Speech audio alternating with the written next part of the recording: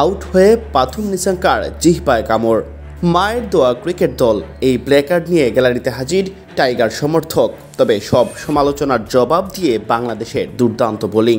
তাসকিন আহমেদ মাঠে ফিরলেন বীরের বেশে। মুস্তাফিজুর রহমানের হাত ধরে টাইগারদের দারুণ কামব্যাক। সব মিলিয়ে শ্রীলঙ্কার বিপক্ষে আগে বল করতে নেমে সময়টা ভালোই কাটল বাংলাদেশের।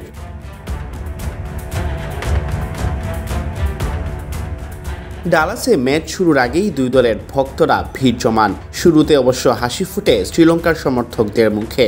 তানজিম হাসান সাকিবকে বাউন্ডারি হাঁকিয়ে খোলা হয় রানের খাতা। সেই তানজিমের ভুল থ্রোতে অতিরিক্ত 4 রান পেয়ে আত্মবিশ্বাসে টইটম্বুর হয়ে ওঠে লঙ্কানরা।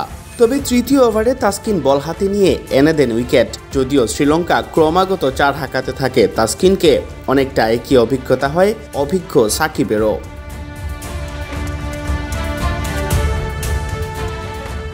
তবে মুস্তাফিজের হাত ধরে ম্যাচে ফিরে বাংলাদেশ। পাওয়ার প্লের শেষ ওভারে বল হাতে নিয়েই কাটার মাস্টার শিকার করেন উইকেট।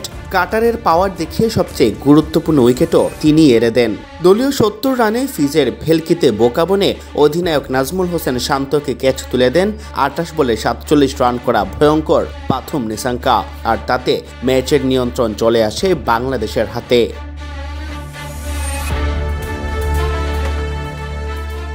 বাংলাদেশের বোলারদের তৈরি করা প্রবল চাপের মুখে এক পর্যায়ে খেই হারিয়ে ফেলে লঙ্কানরা। মিলিয়ে যেতে থাকে পাওয়ার প্লের দাপট। মুস্তাফিজদের দেখে শুনে খেলতে গিয়ে ঘাম ঝরে যায় ধনঞ্জয় ডি সিলভাদের।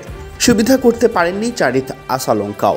স্ট্রাইক রেট 100-এর নিচে রেখে 15তম ওভারে রিশাদ হোসেনের শিকারে পরিণত হন তিনি। দাপুটে পারফরমেন্সে ম্যাচ জয়ের সুবাস পেতে থাকে বাংলাদেশ। রিশাদের করা ঠিক পরের বলেই গোল্ডেন ডাকের শিকার হন ওয়ানিন্দু হাসারাঙ্গা। আর তাতে তাসের ঘরের মতো ভেঙে পড়ার অবস্থা হয় লঙ্কানদের।